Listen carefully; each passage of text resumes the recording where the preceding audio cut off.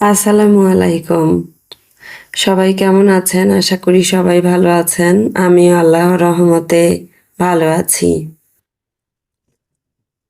আজ আবারও চলে এসেছি এক নতুন সেলাই ডিজাইন নিয়ে। যারা হাতের কাজ ভালোবাসেন কিন্তু হয়তো ভাবছেন জটিল ডিজাইনগুলো কিভাবে শিখবেন, তাদের জন্য আজকের ডিজাইনটা হতে পারে একদম পারফেক্ট। আমরা আজকে শিখব একটি চমৎকার বাস্কেট ডিজাইন, যা দেখতে যতটা আকর্ষণীয়, সেলাই করাটা ততটাই সহজ। তো চলুন আজকের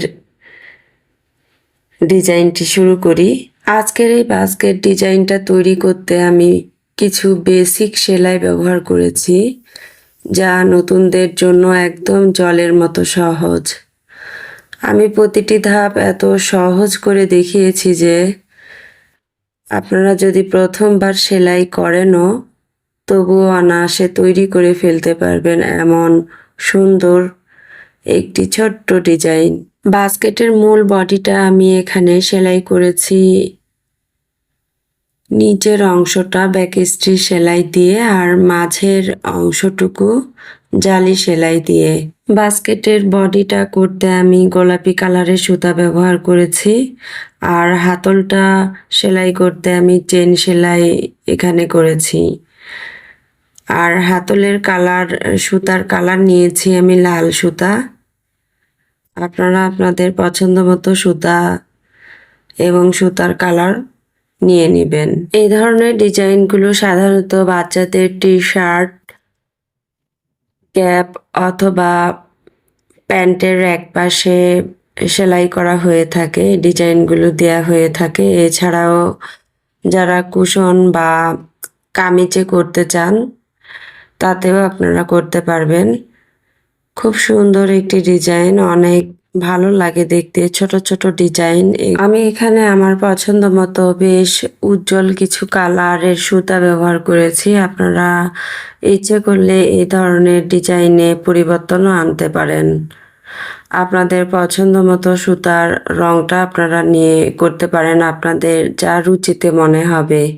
এখানে আমি আমার মতন করে করে আপনাদের দেখিয়েছি। এটাই যে করতে হবে এমন কোনো বিষয় না, আপনারা আপনাদের মতো করে করবেন। বাস্কেটে যে 3টি ফুল আমি এখানে দিয়েছি ডিজাইনের মধ্যে, 3টি ফুলের ডিজাইনের উপরে এবং দুপাশে কিছু পাতা রেখেছি। আর পাতার সেলাইয়ের ক্ষেত্রে আমি এখানে ফিসবন সেলাইটা করেছি। পাতার বেশ কিছু কালার এখানে আমি দিয়েছি, উজ্জ্বল, হালকা। আমি আমার মতো করেই আসলে ডিজাইনটি করেছি। আজকের ডিজাইনের মূল আকর্ষণ হলো 3টি ছোট ফুল।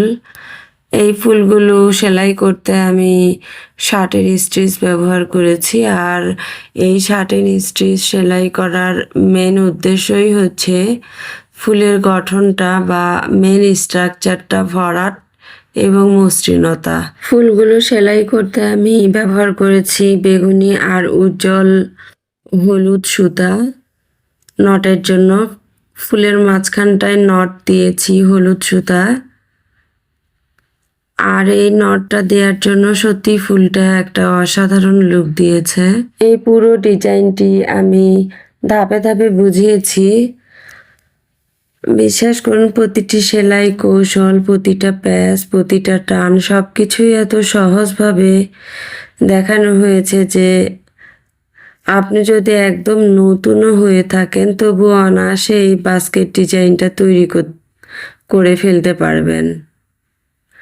আর এই ধরনের বাস্কেট ডিজাইনগুলো খুবই ট্রেন্ডিং, খুব চলে এবং সব সময় এই ডিজাইনগুলো চলে।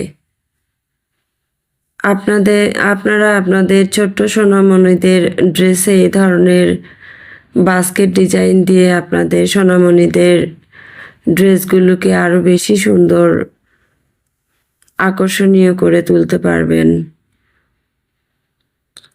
আশা করি আজকের এই বাস্কেট ডিজাইনটি আপনাদের ভালো লেগেছে। সেলাই একটা শিল্প, আর এই শিল্পকে ছড়িয়ে দেয়াই একজন শিল্পীর মূল উদ্দেশ্য। ভিডিওটি কেমন লাগলো অবশ্যই কমেন্ট করে জানাবেন। আর হ্যাঁ, যদি ভিডিওটা ভালো লাগে তাহলে একটা লাইক দিতে ভুলবেন না।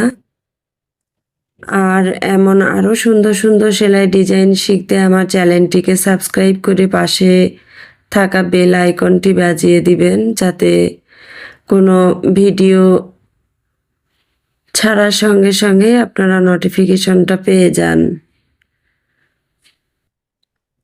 এতক্ষণ পর্যন্ত যারা ধৈর্য সহকারে ভিডিওটির সাথেই ছিলেন, আপনাদের সবাইকে আবারও অভিনন্দন জানাই। আমার পরবর্তী ভিডিও দেখার আপনাদের কাছে অনুরোধ করে আজকে এখানেই আমি বিদায় নিব। সবাই ভালো থাকবেন, সুস্থ থাকবেন। আর হ্যাঁ দর্শক বন্ধুরা, আমার চ্যানেল জেসমিন হ্যান্ড এমব্রয়ডারিতে বেশ কিছু ডিজাইন দেয়া আছে। আপনারা চাইলে আমার চ্যানেলটিকে ঘুরে আসতে পারেন যদি আপনি নতুন আমার চ্যানেলে হয়ে থাকেন।